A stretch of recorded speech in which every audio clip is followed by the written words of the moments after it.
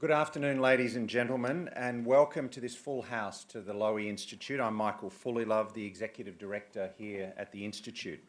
And I'm delighted to welcome you to this special event with the head of the Australian Signals Directorate, Mike Burgess. Ladies and gentlemen, it seems that every week we read another big story about cyber attacks, the hacking of the Australian Parliament and the political parties here in Australia, the North Korean attack on Sony, the worm that crippled the UK's National Health Service, and of course the Russian meddling in the US presidential election. But all those stories, if you like, are on the defensive side of the ledger. They are attacks on Australia and on Western countries by other state actors. The other element of the game is offence. The actions taken by Western governments to disrupt and deter our adversaries. And we don't hear about those so often. There was some coverage of the Stuxnet worm, which is thought to have been used by the United States and Israel to damage Iran's nuclear centrifuges. There has been speculation about hacking of North Korea's missile programs. There's been a few things like that, but in general, we hear more about operations against the West than operations by the West. And as my colleague Richard McGregor said to me recently, it's a bit like watching a boxing match where you can only see the punches thrown by one of the fighters. And that's why today is such an interesting event in which the head of Australia's Signals Intelligence Agency will tell us about Australia's offensive cyber capabilities. Ladies and gentlemen, Mike Burgess has served as the head of ASD since January 2018. When it became a statutory agency in July last year, Mike became its first Director General. Previously, he worked as an intelligence official and a private sector Chief Information Security Officer. He served on boards including the Federal Government's Naval Shipbuilding Advisory Board. Mr. Burgess holds a degree in electronics engineering from the South Australian Institute of Technology. I will have a conversation with Mike, and Mike has agreed to take your questions, but first of all, please join me in welcoming Mike Burgess to the lectern.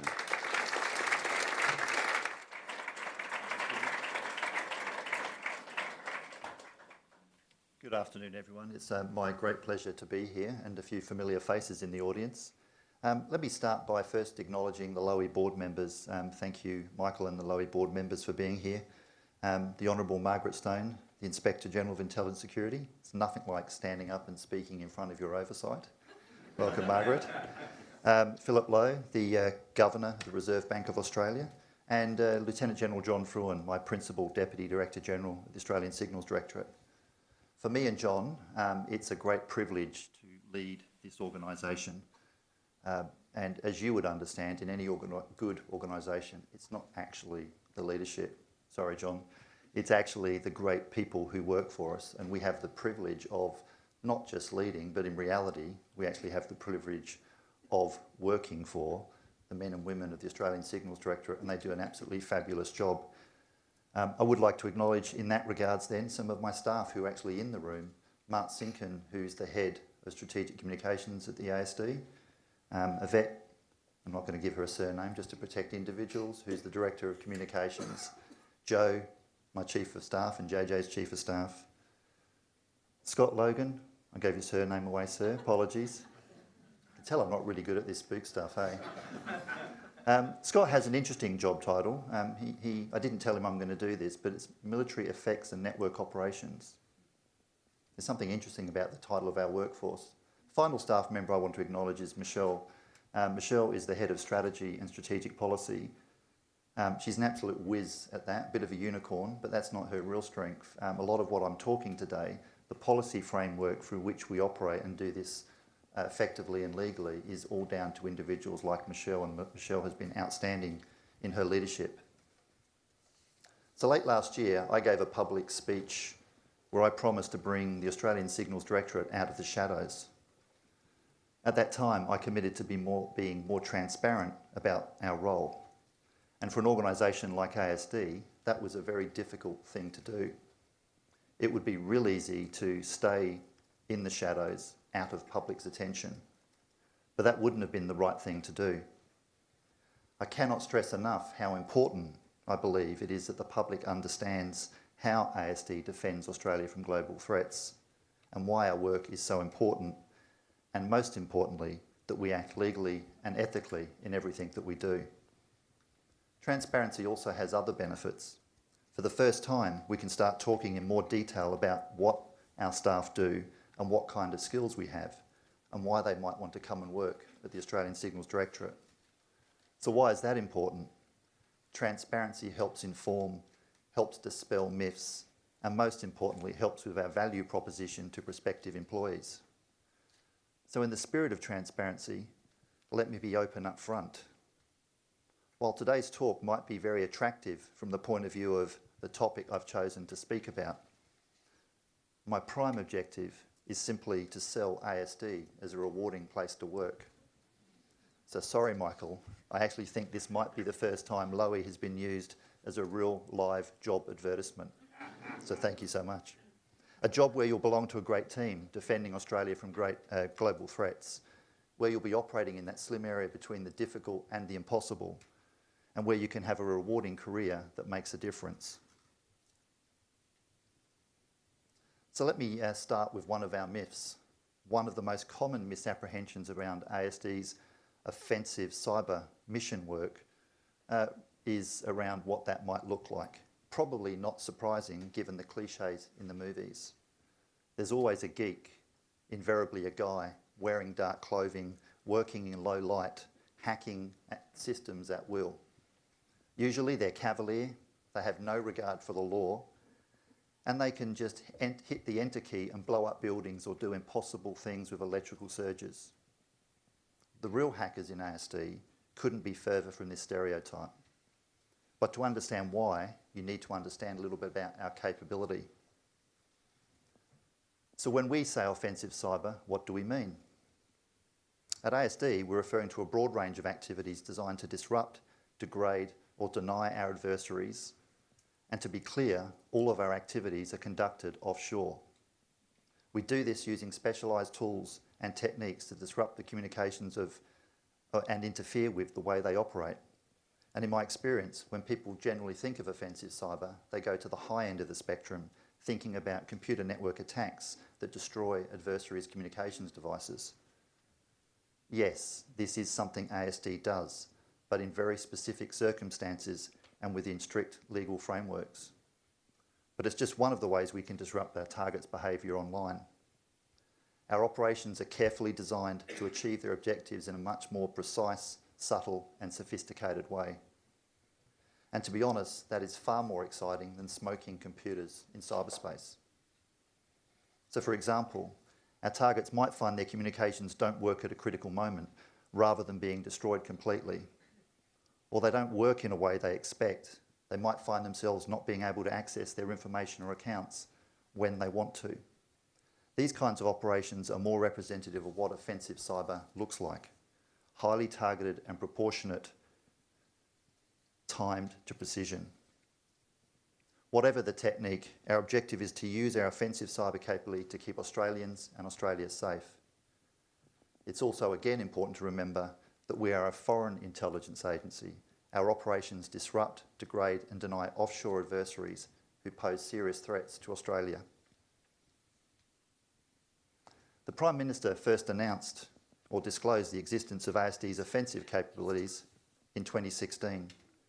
Since then, further announcements have been made establishing how our capability supports the Australian Defence Force, including military operations in the Middle East, where offensive cyber has helped disrupt Daesh's communications, launch attacks, or help stop them launching attacks and their spread of propaganda. The government has also revealed the role ASD's offensive capability plays in disrupting foreign cyber criminals targeting Australians. Regardless of the context, all of our operations are conducted in accordance with international and domestic law. Every mission must be targeted and proportionate and is subject to rigorous oversight. All our actions are deeply considered and subject to meticulous planning to consider the potential for unintended consequences. ASD takes its legal responsibilities incredibly seriously. We pride ourselves on being meticulous in execution and we operate within the law. As I said in my ASB address last year, I've heard of some boardrooms in Australia contemplating the prospects of hacking back to protect themselves against attacks. So let me be clear. ASD's offensive cyber capability is enabled by the Intelligence Services Act and authorised at the direction of our Minister. No corporation or individual should contemplate the prospect of hacking back to defend themselves from hackers. That would be an illegal act. And the obligation to protect one's corporate assets does not extend to breaking the law. So what do our hackers really look like? ASD's offensive cyber operators look and act nothing like they do in the movies. It takes teams of experts to make these operations successful and to ensure all our actions are considered, legal and ethical. Our operators and planners are imaginative and disciplined with a strong sense of propriety. They are cool under pressure and they love working as part of a team. It's as far away as you can get from the cliche in the movies. They come from all sorts of backgrounds, everything from computer science to marketing, international relations, the law, linguists, biology and mathematicians, to name a few. Regardless of their background, all of them go through an intensive, comprehensive training program to make sure they have what it takes to be an offensive cyber operator. Some of them are expert at generating technical effects to degrade or destroy an adversary's communication device. It's the type of effect that might be crucial to support a military operation. Working alongside our operators are our software developers. These programmers are responsible for developing highly surgical tools to cause the effect. It's precision work requiring reverse engineering skills and a deep understanding of computer operating systems. They have to find a way to bypass the target security mechanism and make sure the tool causes the exact effect that has been approved under our legal framework, and only that effect. Our operators create the effect by focusing on the person behind the device as well, the intelligence target themselves. They draw on a range of intelligence sources to understand their motivations, the online technology used, and more importantly, how they use it. And of all our operations rely on stealth and obfuscation. It's not just as simple as setting up an internet connection and away you go. So backing up our operators are a group of talented individuals, system administrators and security professionals who know how to build and sustain the infrastructure we need to hide our tracks online. So let me share some real examples. Naturally, we don't often talk about the detail of what ASD does, but to help explain why our work matters and what kind of people we're looking for, I've decided to declassify aspects of two operations. The Australian Signals Directorate has a long history of supporting military operations, with the beginnings of this going back to World War II. In that time, or since that time, we've provided critical support to the nation's warfighter, including providing intelligence on threats to Australian personnel and tracking the locations of military adversaries to enable ADF and coalition operations to be conducted, and the operations are highly targeted. That long-standing support has expanded into offensive cyber. Offensive cyber is a crucial part of Australia's military arsenal, and ASD supports those on the front line. For the first time, I can tell you a little bit about what that looks like, involving some insights from our operators who conduct these activities. The work we do makes a difference. And in the Middle East, our offensive cyber operators have helped make a difference between success and failure, life and death. At the height of the fight against Daesh, ASD, working at the direction of the ADF, helped shape a crucial battle. Just as coalition forces were preparing to attack terrorist position, our offensive cyber operators were at their keyboards in Australia, firing highly targeted bits and bytes into cyberspace. Daesh communications were degraded within seconds. Terrorist commanders couldn't connect to the internet and they were unable to communicate with each other. Terrorists were in disarray and driven from their position, in part because of the young men and women at their keyboards some 11,000 kilometres or so away. While the effect was almost instantaneous, it took many weeks of planning by specialist ASD and ADF personnel to make what happened and to ensure it went exactly to plan. When it came to the day of the operation, our operators were in constant contact with deployed military elements to make sure the effects were carefully coordinated and timed to precision. Our effects were generated in support of and in coordination with ground manoeuvres. This operation marked a milestone for both Australia and coalition partners. It was the first time that an offensive cyber operation had been conducted so closely synchronised with movements of military personnel in theatre, and it was highly successful. Without reliable communications, the enemy had no means to organise themselves and coalition forces regained the territory. As part of another operation, we worked with coalition partners to damage the terrorist media machine. We locked the terrorists out of their servers and destroyed their propaganda material, undermining Daesh's ability to spread hate and recruit new members. Our work makes a difference. In these operations, cyber operators in Canberra help fight and defeat terrorists on the other side of the world. On other occasions, our offensive cyber operations take on a different character, literally. Some activities involve ASD operatives assuming false online identities to disrupt terrorist networks. One case involved a man who had been radicalised and was in a remote location overseas trying to join and fight for a terrorist group. The risks were significant and the stakes were high. If the terrorists didn't accept the newcomer, they would likely execute him. If they did accept him, they would further radicalise him and train him to kill. It was literally a matter of life and death. When ASD first was alerted to the situation, we stood up a specialist team and developed a sophisticated plan. The team included linguists, cultural experts and behavioural experts and was led by one of our top operatives, a highly trained young woman, a science graduate turned covert online operator. ASD tracked down and reached out to the man over the internet. Pretending to be a terrorist commander, our lead operator used a series of online conversations to gradually win her target's trust. Our operative typed in deliberately broken English and was so convincing she was able to influence the man's behaviour. To ensure he couldn't contact or be contacted by the real terrorists, she got him to change his method and mode of communications. And eventually, she convinced the aspiring terrorist to abandon his plan for jihad and move to another country, where our partner agencies could ensure he was no longer a danger to others or himself. In this case, a young operative sitting at a computer in Canberra was successfully pretended to be a senior terrorist fighting in a faraway war zone. Her online persona was the inverse of her real one: different gender, age, culture, language, status, and a radically different ideology. One word or reference out of place, and the whole thing could have fallen apart, potentially with grave consequences. The work that our operators do is extraordinary, but talented operators like this come from fairly ordinary backgrounds. Like many of us, she grew up in the suburbs of a major Australian city. She enjoys yoga, hiking, and playing touch football. And when she was studying at university, she would never have dreamed that one day she'd be posing as a terrorist online, helping to defend Australia from global threats. We spotted she had the aptitude to do this work early when she joined ASD. She was imaginative, had great problem-solving skills, and was a team player. After completing an intensive training program, she joined our team of covert online operators, a job title that remains secret until today.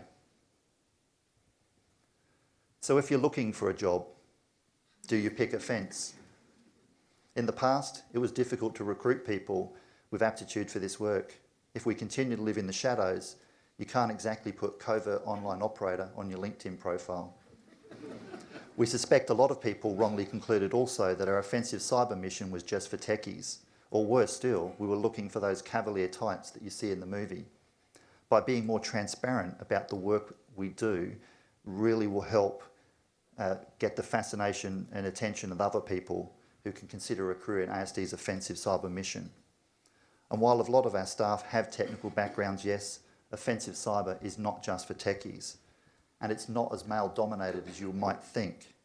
Our most experienced covert online operators are all women. And all our staff in this field are imaginative, curious-minded and persistent, and when we set them an objective, they always find a way. Or do you pick defence? A good offence is only as useful if you also play defence and play that well. And in cyber, it's the defence mission that really counts. On the cybersecurity side of ASD, there's also a range of fascinating roles where they focus on a different kind of adversary.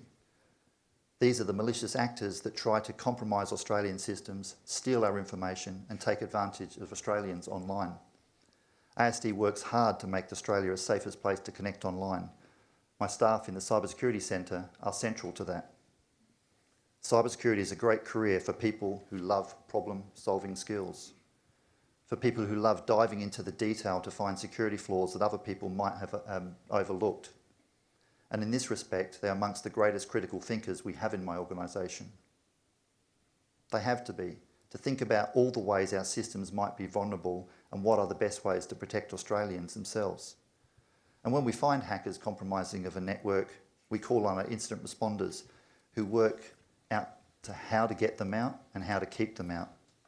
These kind of operations rely on specialists who love fast-paced operational work and are great in a crisis. And that work is really rewarding when you consider the activity you might be defending against has all the hallmarks of a sophisticated cyber actor, a worthy peer competitor. That's when ASD really comes into its own. In these situations, we draw on combined expertise of our organisation. Our experts from both the offensive and defensive side work side by side to ensure we understand the techniques these malicious actors are using, and more importantly, we understand how to protect Australia and Australians from what's happening.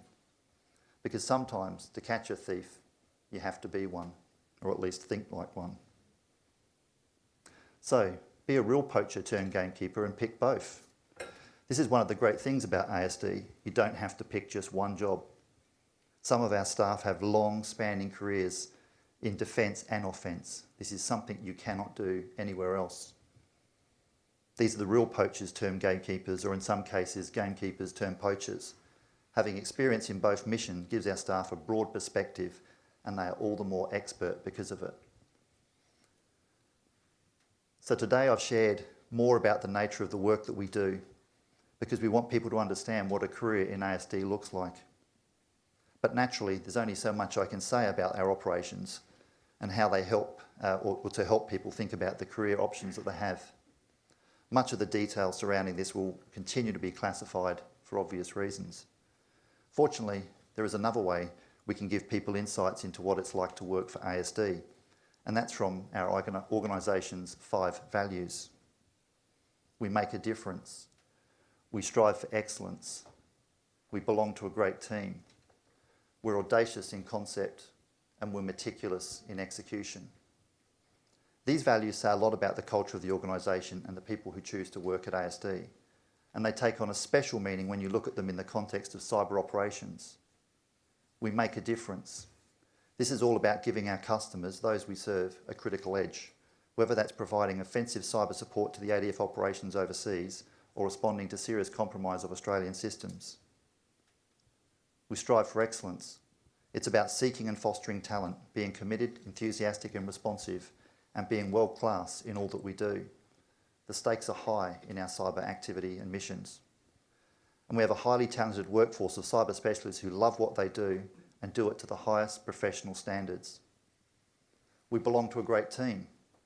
This is recognition we succeed through teamwork and partnerships, and there's no better exemplar of this teamwork at ASD than in our cyber operations. Whether it's offence or defence, it takes a team of talented individuals with a range of skill sets to be truly successful. We're audacious in concept. This is all about the work we do, which by its very nature requires ASD to operate in the slim area between what is difficult and what our adversity thinks is impossible.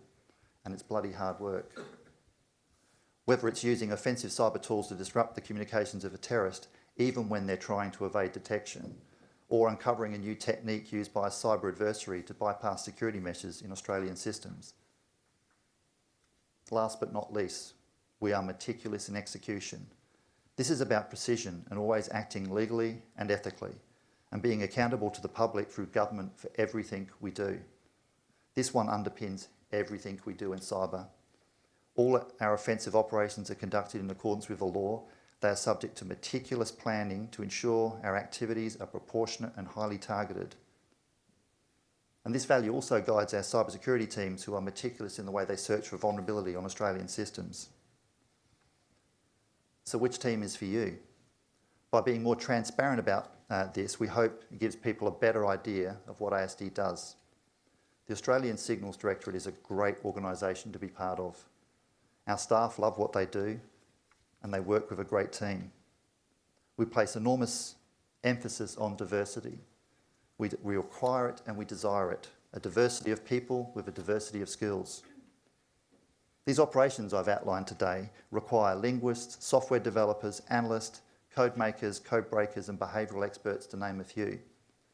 Some of our people wear sharp suits to work, alongside ADF members in uniform from the ADF's Joint Cyber Unit. Quite a few of our staff wear hoodies and jeans that you might expect to see in a tech startup, not like a normal public service organisation. If you'd like a licence to hack legally, can keep a secret and want to make a difference, then ASD might have a job for you. There's something for anyone who is curious-minded and up for a challenge. Over the next few years, we'll be recruiting many hundreds of people to join our cyber workforce. It's really just a matter of which team is for you, offence, defence, or both. Thank you, ladies and gentlemen. I look forward to taking your questions.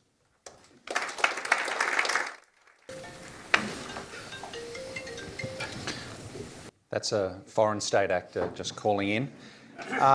Thank you very much, Mike. You've continued today to bring ASD out of the shadows and, if you like, onto LinkedIn. So I'm glad you got in your job ad, happy to help. And maybe in return you can help us with a few questions about your world, if you don't mind. Let me start on the subject of your speech on offensive cyber.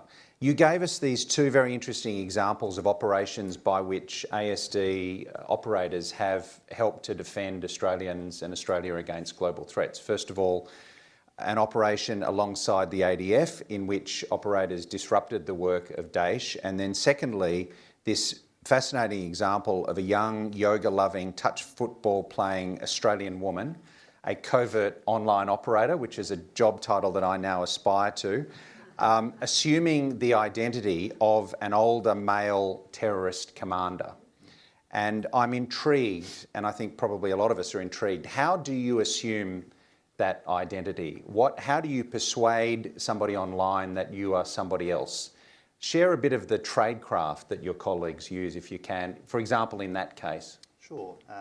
Thank you again for having me here, and thanks for the question. It really is a team sport. So as much as that individual is an outstanding, impressive individual, it's not just her. Yes, it's her at the keyboard leading the interaction, but she's guided by many experts, including people who have language experience, cultural experience, behavioural experts, psychologists. So when we develop a plan and when we're live executing a plan, our operators are backed up by a very comprehensive team and a body of knowledge that says we know how to interact with that individual. We already know what our objective is. That helps a lot. The other thing, as part of that, it's not just the great team, it's the comprehensive training program we put our individuals through and the tradecraft we've developed over many years that help us do this very well.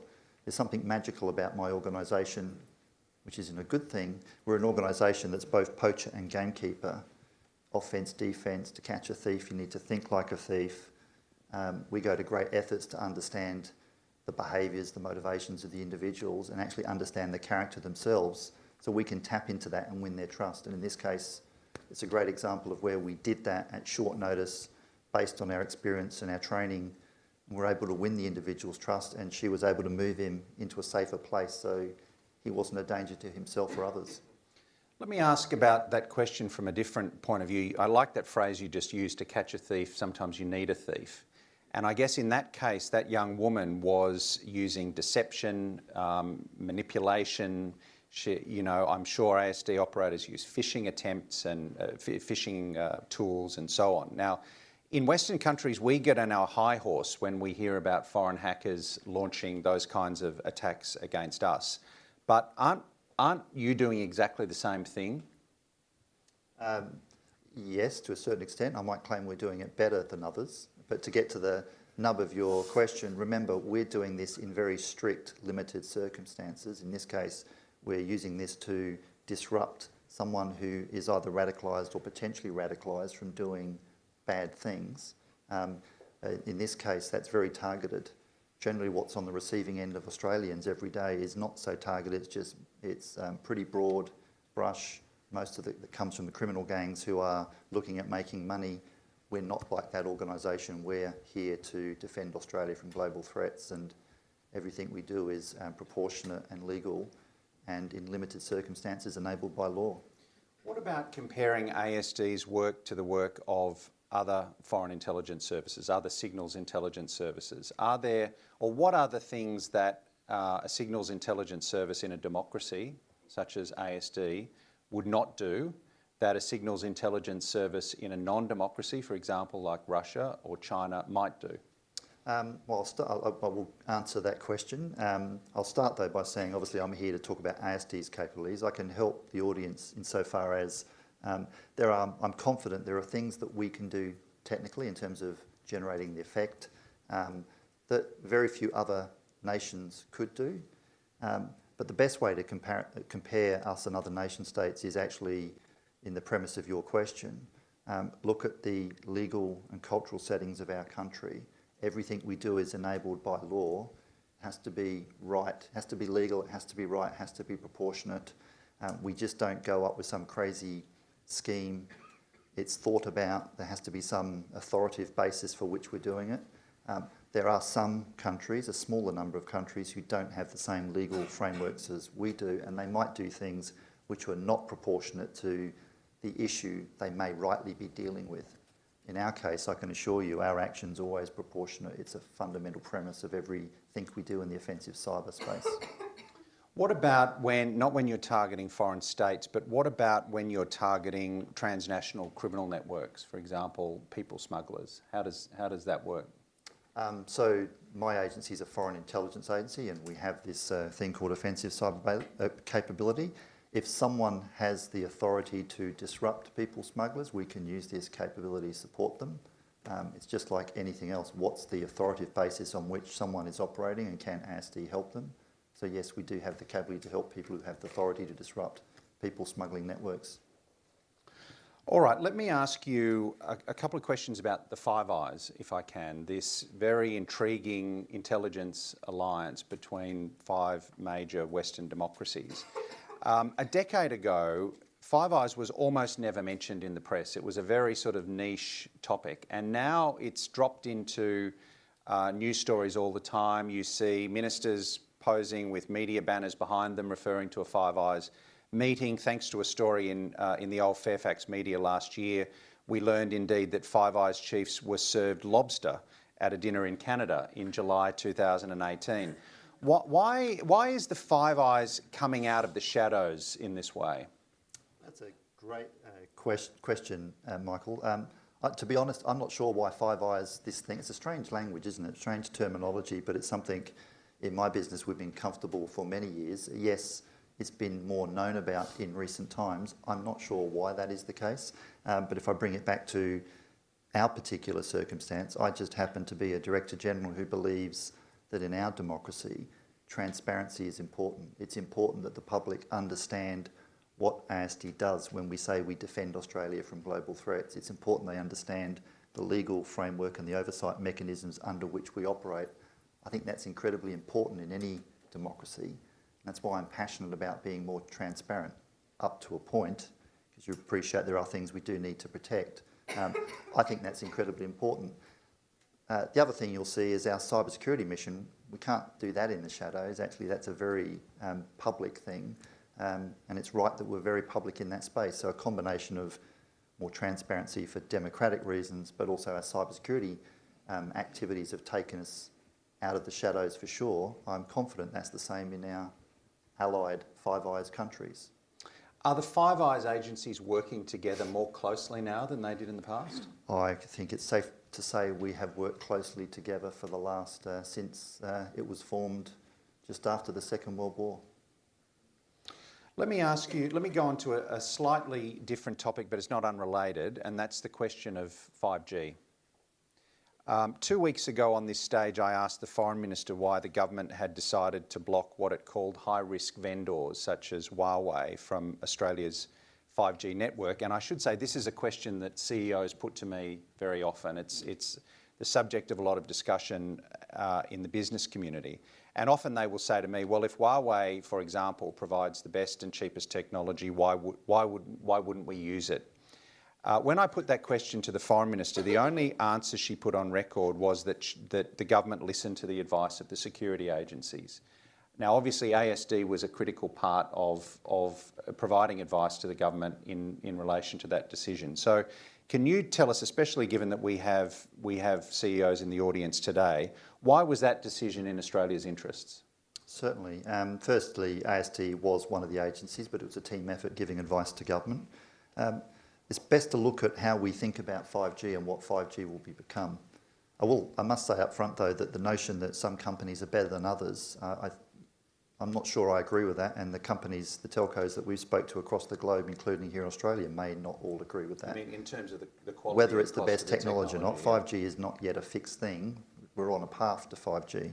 But back to the reasoning, or at least the way I view 5G, for us, in its mature form, it will be at the top of this nation's critical infrastructure list. Why? Because 5G is not just faster data to your mobile phone, as much as some of our children might like that. It's not just that. Yes, it will be that in some cases. It's also more device density will be supported. Why is that important? It's not because just there'll be more humans with multiple devices. There will be machines talking to machines, devices talking to devices enabled by 5G. And there'll be a whole range of new applications because the latency, the speed of signal travelling and returning will be lower and guaranteed. That will see a whole range of new industrial and applications, some of which we probably have not yet foreseen. Because of that, 5G will be critically important in this country. The way I also view it, because everyone will be so reliant on it, if it's not there, availability, if it's impacted in some way, it will impact industrial applications and machines talking to machines, which will have consequences, real world consequences potentially on our society. Elements of the power grid may not work, water supply, sewerage pumps may not work. It has the potential to impact our country greatly. So top of our critical infrastructure list for the reasons I've explained. Then it comes down to what are we concerned about? And I've just said that. We're concerned primarily about the availability because it's going to be top critical infrastructure. We want it to be available. Security has always been about confidentiality, integrity and availability. And yes, in the mobile phone networks that we currently know today, yes, government agencies do care about the privacy of your communications.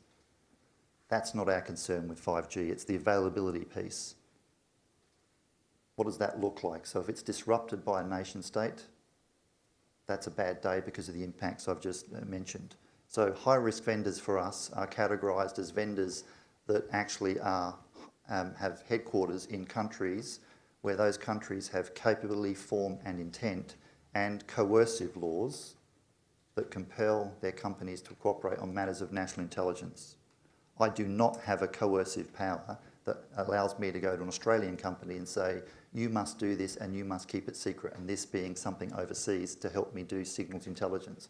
I can't do that. So where we have countries that have coercive powers that operate outside of their own sovereign borders and that the country has capability, form and intent, those vendors will fall into the category of high risk. We worked hard in ASD with other agencies to look at what a yes would look like. In the end, I concluded that yes wasn't acceptable, but the decision was taken by government and I think it's the right decision that has been made. Now, we're watching sort of play out a similar decisions being taken in the capitals of other Five Eyes countries. And for example, in Britain, there's been some reporting to the effect that Britain may not take the same decision that Australia did, although I think that there's a process that they're going through. What about the United States? Because I also asked the Foreign Minister on this stage about that infamous tweet by President Trump, where he seemed to offer an olive branch towards Beijing in relation to Huawei in the middle of these trade negotiations. And he said, I want the United States to win through competition, not by blocking out currently more advanced technologies. And a lot of commentators read that as a signal that maybe if Xi Jinping played ball, then perhaps there's a possibility of the president overturning any decisions taken on 5G. And I guess it would be awkward for Australia, wouldn't it, if the United States were to take that position on 5G after we had taken our decision. Of course, we're both sovereign governments, but still, given the relationship, that would be very awkward. So Can I ask you, from your interactions with US officials, how confident are you that in that decision, that they'll take a similar decision, that they'll maintain a similar decision to ours? So firstly, I would say I think that was a great aspiration of the US President, the notion that you will win on your merits rather than taking some forceful actions is a pretty damn good one. When it comes to sovereign nations, it's a matter for every country to make a decision on how they manage their risk. It's a question of risk appetite when it comes to critical infrastructure. It's for sovereign nations. If the US made a completely different decision to Australia, that doesn't matter because Australia's made its own decision based on our own risk appetite, and that's the way it should be. This is a thing that sits inside our country, it impacts our country, and risk appetites are decision for governments of sovereign nations. All right, let me ask you another Trump-related question, if I can, and it's an offensive cyber-related question too. I think by this point, Russian interference in the 2016 presidential election is pretty well documented by agencies, by US intelligence agencies and many other observers. And over the weekend, the special counsel, Mr. Mueller, added his voice to theirs. And he talked about, or at least the summary of the report that we have seen, talks about Russia attempting to influence those elections both through disinformation and social media operations, but also through offensive cyber. As a fellow professional, what would you say about the effectiveness of Russia's attempts to interfere in the US presidential election? Well, that's a great question. I'm sorely tempted to say I look forward to your next question, but I'm not sure I can comment on that. Did it have an outcome? If they were successful, were they successful? I think only the American people can be a judge of that. There is no doubt that in this connected world, cyberspace gives opportunities for nations who might want to do nefarious things or use it to disrupt, counter-terrorism, for example. That gives a world of opportunity, and foreign interference through amplifying or disaffecting people may or may not be an effective tool. But the strength, so really, again, I come back to it's a question for the American people whether that's had an impact or not. Having said that, I would say in our democracy, the ability for us, the freedom of speech and what we say and how we debate things is actually a positive. And even if someone is sending out bad messages and trying to push people, the way you counter that is actually have a good, robust society, a conversation in society. That's a good thing.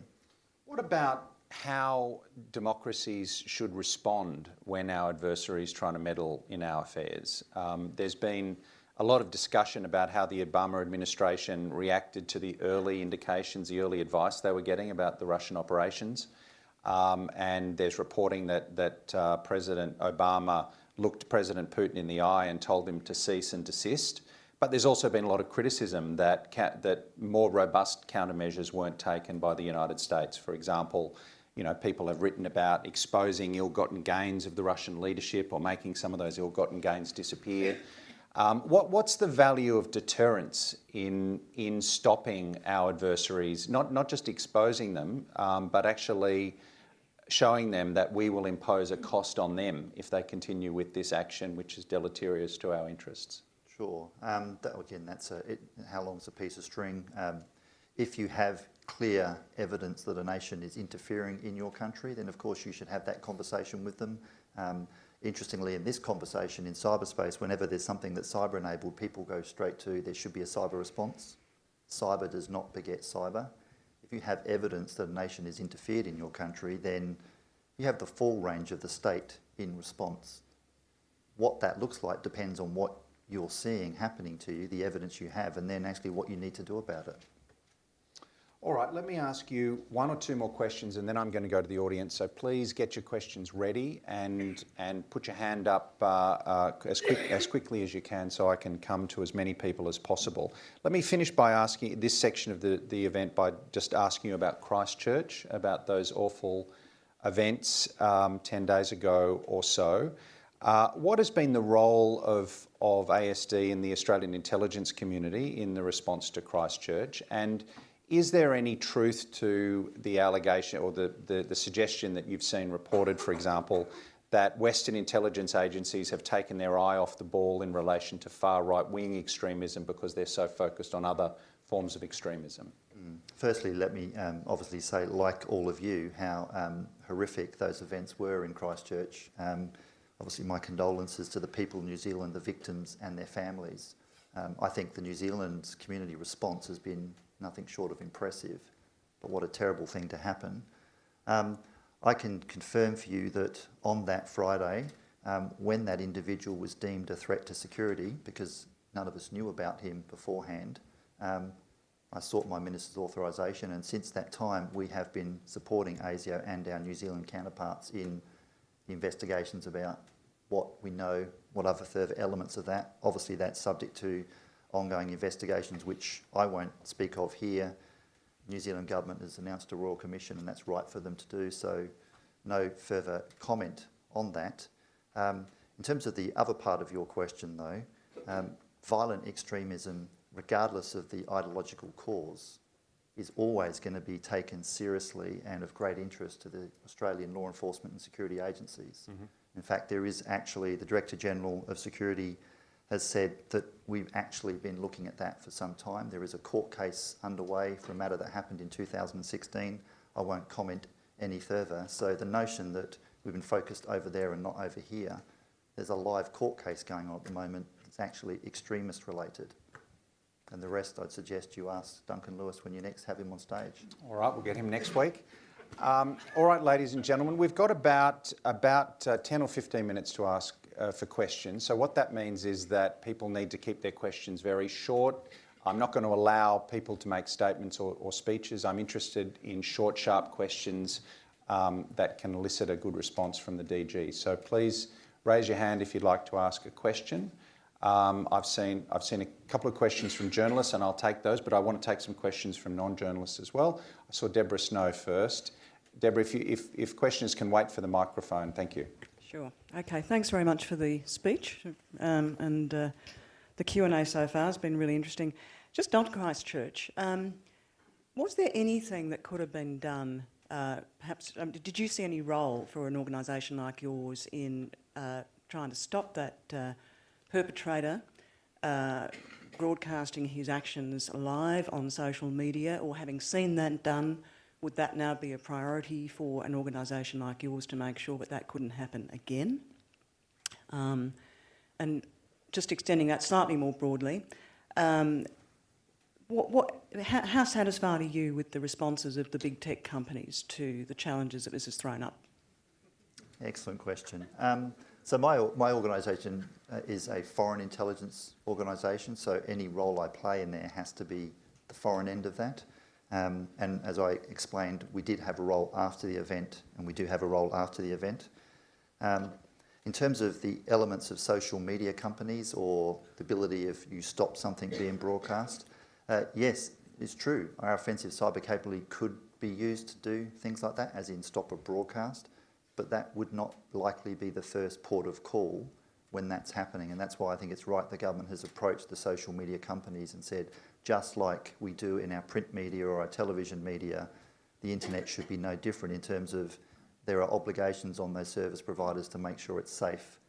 I think that's the right way of doing it, not going straight to let's unleash ASD to take down some video streaming thing. That's probably not the right way to go. We need the help of the social media companies. In terms of their response so far, I'm not fully briefed on where we're up to on that. That's not my lane in the road for obvious reasons. But I think the question and the call for help and expectation of the social media companies by our government is the right one, most definitely. So Jamie Smythe from the Financial Times. Good afternoon. Just on the Huawei ban question, you said it doesn't matter if the US or the UK don't ban it. But does it not have implications for the Five Eyes network in terms of future cooperation? If they're using different types of kit, would that not open up Australia to having problems in terms of cooperating? No, again, because each nation will make its own decision based on its risk appetite. Yes, come back to my point around here in Australia, it's about the availability. If there was some reason I was worried about another country's availability of infrastructure that was actually in Australia's interests, maybe I'd have a concern, but no, because this is about Australia's risk appetite. I can assure you our differences of opinion, which we will have from time to time and we've had in the past, don't impact our mutual recognised need that we are far better as a result of our power to cooperate. It's happened since the end of the Second World War. We've seen the benefit of that time and time again, and even differences on how we manage this particular risk will not actually fracture or damage our relationship at all, at least from my perspective. Paul Maley from The Australian. Hello, Mike. Thank you Hey, for the Paul. speech. In February, it was revealed that Parliament House and the major parties had been the target of, I think, quite a sophisticated hack that was attributed to, or it was believed, was the work of a foreign state actor. I wonder if you could just update us on that. Have we identified, have you identified who was responsible for that hack? And if so, can you tell us who it was? All I can say, Paul, is the investigation continues. Yes, you are correct. We did say it was a sophisticated nation state. For reasons that, when we do this work, when we're hacking overseas for foreign intelligence purposes, we work extremely hard and use tradecraft that says we will not be detected. And if our activity was detected, you could not prove it was Australia. When you're coming up against a sophisticated nation state, they do the same thing. We still have an investigation underway. Yes, sir, in the front row. If you could just wait for the microphone, sir. Thanks very much, Mike. Terrific talk. I really liked your comments about culture, a kind of bottom-up approach. Get a job in business anytime. You spoke about legal and ethical frameworks, and critical to any good culture is the ethical framework. Could you make some comment about that and how it's applied within your organisation? Yeah, thank you. It's a great question. So for us, culture and leadership are kind of tied. Good leadership can bring the culture, but the other thing that guides us is our values. Rules guide us when people are watching, values guide us when they're not. So we work hard on, in terms of our selection, our leadership and our interactions with our team and expectations of them, to make sure our values are right. Our values are very powerful. That's a winning combination when you have people who, strive for excellence. They understand want belonging to a great team because it's partnerships and teamwork that gets anything done. They, the audacious in concept because we do really hard things, but actually the meticulous in execution delivers in spades. We have an organisation that is actually incredibly focused on doing the right thing by the public and being lawful. That's an excellent part of our culture, born out of our values. We put a lot of effort focusing on that. I saw a question from Angus Grigg. Can I just follow up on Paul's question? If you do identify the sophisticated state actor, would you expect to name them? Thanks for the question.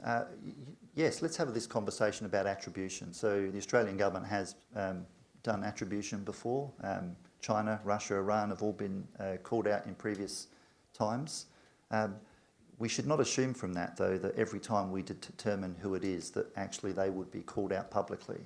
It's always a matter for government, depending on the circumstance, actually how we take the next step and what we do about that once we know who it is. So I can't answer that question at this point in time, whether we would call them out or not, and actually that would be a matter for government on advice from the agencies. But I would want to leave you with the message that we should not assume every time we understand who it is that we would call them out publicly. Remember, calling them out publicly is done for a reason, not just to have the satisfaction of putting it into the press, but it's done as part of a strategy to say some behaviour is unacceptable. Attribution publicly is not one way of always getting that message across. Yes, sir. Thank you, Mike. George Patapis from Telstra Security. Just a question related to availability of services and resilience in moving forward in the new world. I read about an exercise in Russia, of all places, where they disconnected the whole country and ran an exercise in terms of seeing if the organisations can still operate.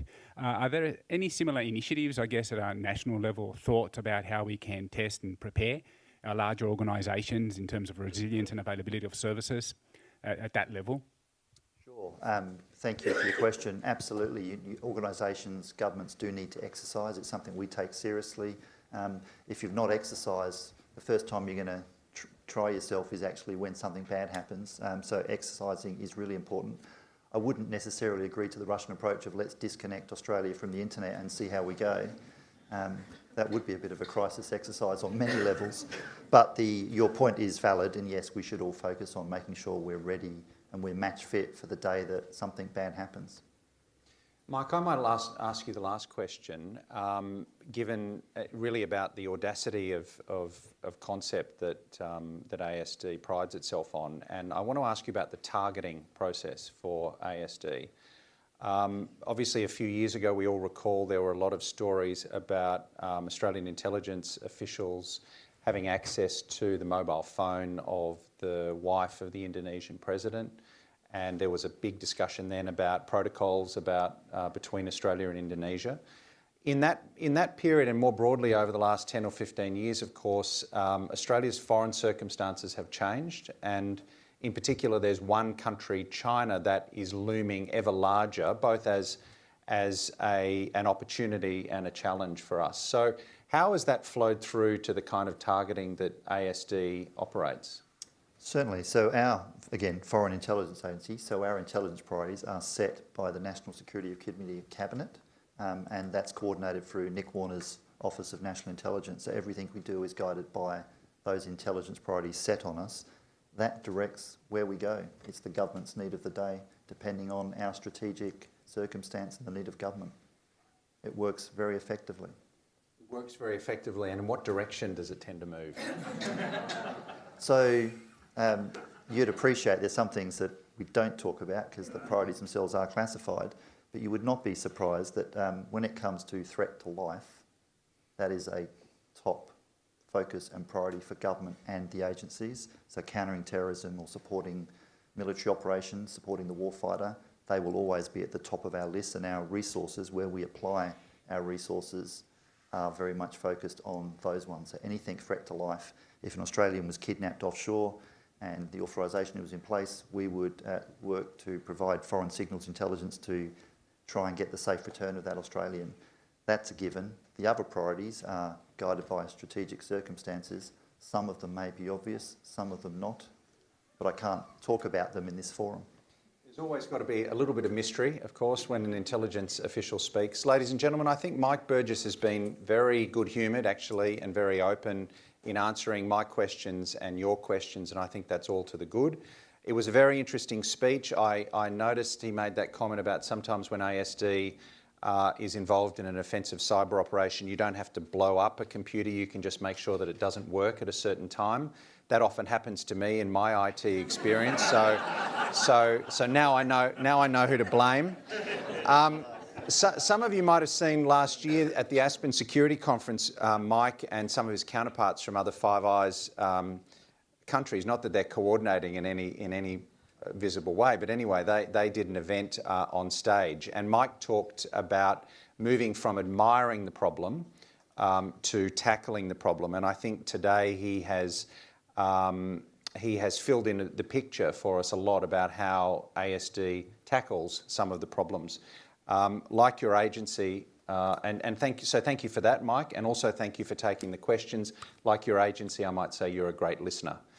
You're also a good talker. Let me thank everybody in the audience. Let me give you one quick ad, and that is tomorrow night on this stage I'll be having a conversation with Stephen Hadley, one of the most respected foreign policy voices in Washington and the National Security Advisor to the last Republican president. There's still a few tickets to that, so please register now. But for the moment, ladies and gentlemen, thank you for coming, and most importantly, thank you very much to the Director General of the Australian Signals Directorate, Mike Burgess. Thank you.